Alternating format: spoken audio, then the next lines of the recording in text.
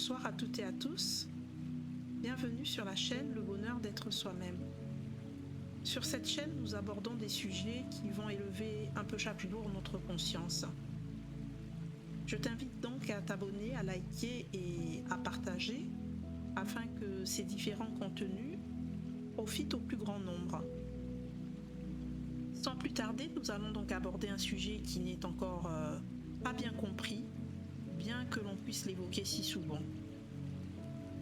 Mon sujet va parler des élus ou choisis. Tu as peut-être déjà entendu ces termes. Tu t'es peut-être posé la question à savoir comment reconnaître un élu et peut-être aussi quel est son impact dans une famille, une société ou pourquoi pas dans le monde. Les élus naissent souvent dans des familles dysfonctionnelles, des familles difficiles. Et c'est à se demander si leur venue dans ces familles est une mission. Parce que si on analyse de plus près, l'élu est toujours différent du reste de sa famille. Il a un mode de pensée, un fonctionnement que l'on comprend difficilement. L'élu est un être qui a une énergie, une aura très très forte et il ne laisse jamais indifférent. Soit il est aimé, soit il est détesté. Si tu es un élu, très tôt tu as fait l'expérience du rejet, que ce soit au sein de ta propre famille ou même au niveau amical ou au niveau amoureux. Tu es doté d'une sensibilité hyper précise, tu arrives en fait à lire à travers les masques que portent les gens. Tu es souvent méprisé sans raison, juste du fait que tu existes.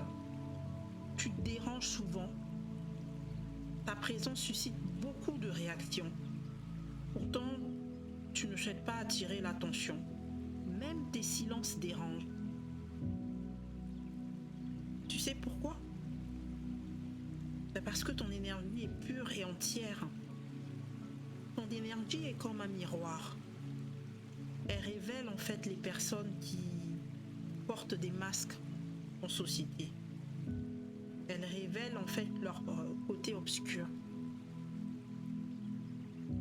Ensuite, les gens aiment souvent ta présence parce que tu leur offres un espace émotionnel apaisant grâce à ton empathie.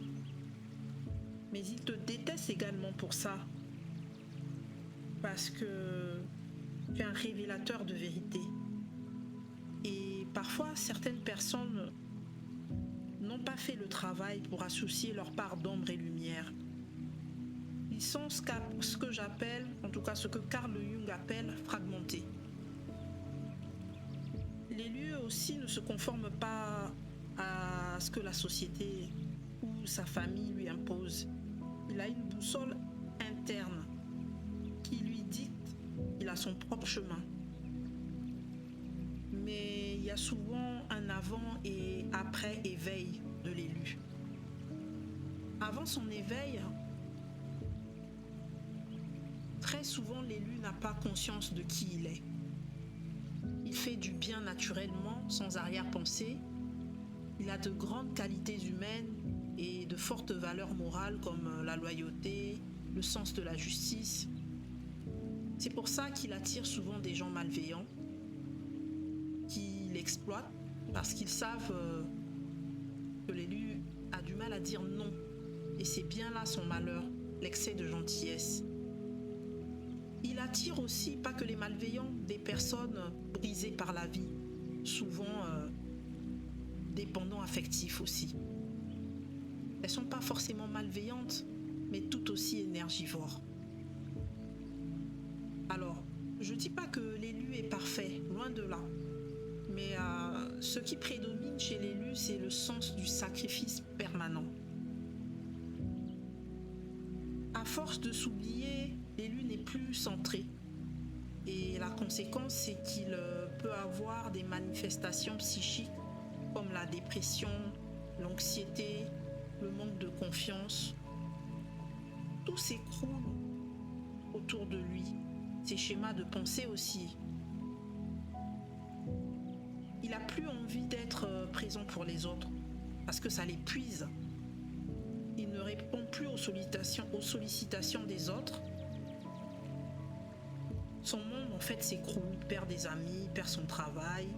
S'il a été marié, aussi divorcé. Il est plus là.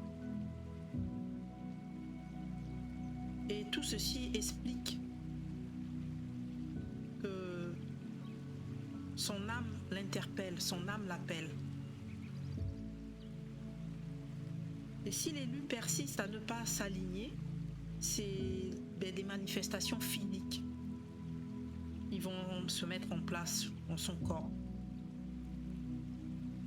Il va développer des maladies invraisemblables, inexpliquées.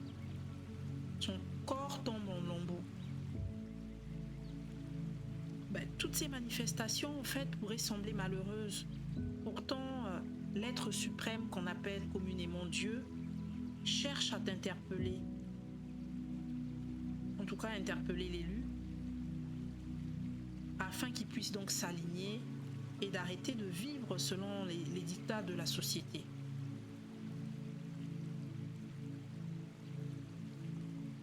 Carl Jung disait, lorsque tu regardes à l'extérieur, tu rêves. Et lorsque tu regardes à l'intérieur, tu t'éveilles.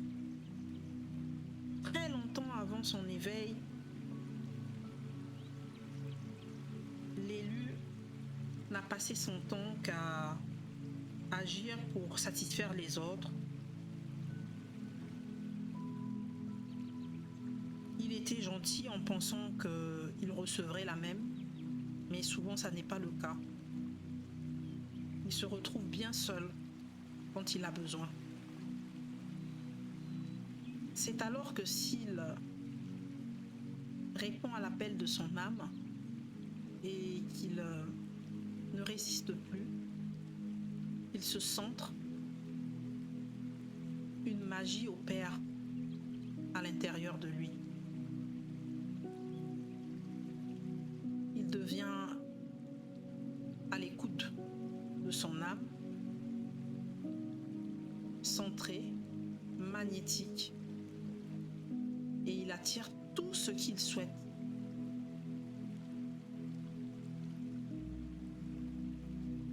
Si vous souhaitez que je puisse développer davantage ce que l'élu est capable d'accomplir, car il a une puissance infinie lorsqu'il en a conscience, il peut vraiment faire transformer des systèmes entiers. L'élu a une grande qualité d'âme, il n'est pas orgueilleux, mais il est tellement combattu. Il doit comprendre sa puissance, son énergie pour faire de grandes choses. La vidéo arrive à sa fin. Si vous souhaitez que je développe davantage,